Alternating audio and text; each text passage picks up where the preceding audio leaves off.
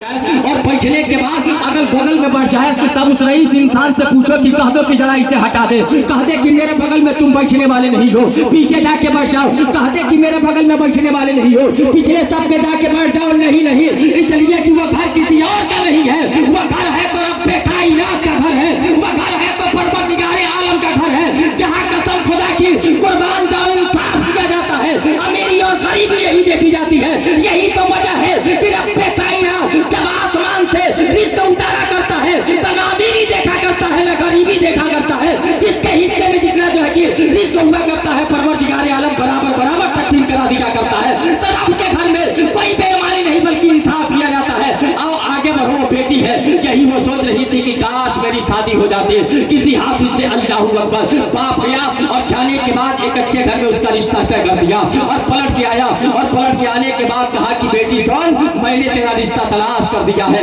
कहा अब्बू किसके घर में? कहा फला के घर में मैंने तेरे रिश्ते को तलाश कर दिया है, फला के बेटे के साथ मैंने तेरे शादी को तय कर दिया है। बेटी हाथ पकड़ के खड़ी हो जाती है। मेरी माँ बहनों एक बात मेरी गौर से सुन के जाना, अल्लाहू अकबर। आज हालात तो यह है कि अल्लाह जरा अपने बाप के पगड़ी को देख लेना कि वही तेरा बाप जब तू बालिग हो जाया करती है तो तेरा बाप अल्लाह जब रास्तों पे चला करता है तो यही सोच के चला करता है कि घर के अंदर मेरी रहमत बैठी हुई है। अल्लाहू अकबर। खुर्शीद भाई आप भी बैठे हैं, हो सके तो इस लाइन को आप लिख लीजिएगा, लेकिन जरा दिल पे हाथ रख के बताओ कि आज अल्लाहू अकबर जो बेहयाइयां आपके अंदर पाई जा रही है, चाहे वो मेरे घर की बहन बैठी हो या किसी के घर की बहन बैठी हो, आज तुम इश्क के लिए इतना पागल हो जा रही हो कि जिस बाप की पगड़ी को तुम्हें ऊंचा करना चाहिए था उस बाप के पगड़ी को उसके पैरों में लाके डाल दी हो। अल्लाहू अकबर। खुदा ने अगर तुझे हुस्न दिया है तो अल्लाह इज्जत किसी और का मत देखना, इसलिए कि तुझे अगर इज्जत किसी ने दिया है तो रब्बे कायनात ने दिया है। और दुनिया में तेरे वजह से इज्जत किसी और की न घटती है न बढ़ती है, लेकिन तेरा कदम अगर गलत निकल जाएगा तो तेरे बाप की पगड़ी गिर जाएगी, तेरे बाप की इज्जत तार हो जाएगी। वही बाप था कि चंद दिन पहले बाजारों में निकला करता था तो सीना चौड़ा करके निकला करता था। वही बाप था कि बाजार में चाय पीने के लिए जाता था तो सीना चौड़ा करके बैठा करता था, चाहे वो लड़के हो और चाहे वो लड़की हो। अगर कोई गलत काम कर जाते हैं और काम करने के बाद घर से बाहर निकल जाते हो तो पूछ उस बाप के दिल से मैंने क्या देखा है कि वो बाप इस तरह पे जाता है कुर्बान जाओ जाने के बाद रात भर सोया नहीं करता है, बल्कि अल्लाहू अकबर वो आंखों में आंसू लेकर रोता हुआ नजर आता है और यही कहता है कि परवरदिगारे आलम अब बाजार में मैं जाऊंगा तो कौन सा मुंह लेके जाऊंगा, ऐ परवरदिगारे आलम अब चाय की दुकान पे जाऊंगा तो किस तरीके से दुनिया वालों से बात करूंगा, अब रिश्तेदारियों में जाऊंगा तो कौन सा सर लेके मैं जाऊंगा। जरा बताओ तो सही, आखिर आज बाप रो रहा है तो किसके वजह से रो रहा है?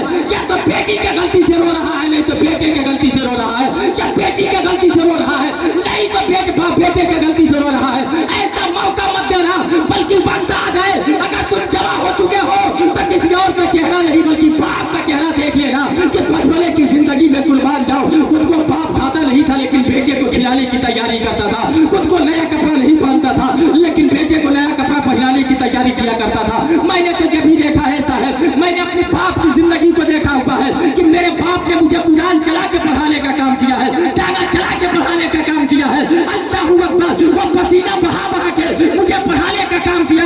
ऐसे तेरा भी बाप कर रहा होगा और तेरा भी बाप कर रहा होगा। मैंने तो ये देखा है कि बाप की बंडी जो है बनियान वो फट जाया करती है, लेकिन बाप नया नहीं खरीदता, बेटे की तैयारी कर दिया करता है। बेटा एक मरतबा कहता है तो खरीद के लाके दे दिया करता है। ऐ मेरी बहनों, तुम अपने माँ से एक मरतबा कहती हो कि मेरी माँ ये दुपट्टा मुझे पसंद है, माँ अपना दुपट्टा उतार कर रख दिया करती है, लेकिन सबसे पहले तेरे दुपट्टे के लिए तैयारी करती है। जब तुम ये कह दिया करती है कि मेरी माँ ये सूट मुझे पसंद है, मेरी माँ बहनों हाथ जोड़ के नासी तुमसे कह के जा रहा है। जब तुम अपनी माँ से कहती हो कि मेरी माँ मुझे ये सूट पसंद है तो माँ रात के तन्हाई में तेरे बाप के करीब जाती है और जाने के बाद कहती है कि मेरे सरताज जरा सुनिए तो सही, आज बेटी ने कहा है कि ये सूट मुझे पसंद है, कहाँ से तैयारी की जाए, कहाँ से इंतजाम किया जाए। तो बाप कहता अगर बेटी कह दी है तो कल सुबह होते होते उसके गोद में लाके डाल देना, कल सुबह होते होते उसके सीने से लाके चपका देना। जरा सोचो तो सही, जो बाप तेरे लिए रात को रात नहीं समझता है, जो माँ तेरे लिए रात को रात नहीं समझा करती है,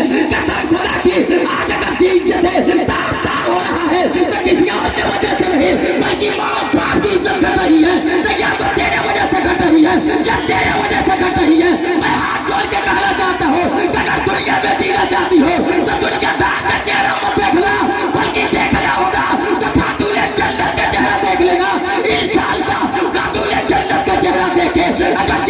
तैयारी करोगी तो यहाँ से जाओगी तो भी कामयाब होके जाओगी और महशर के मैदान में उठाए भी जाओगी तो किसी और के साए के नीचे नहीं बल्कि फातिमा के चादर की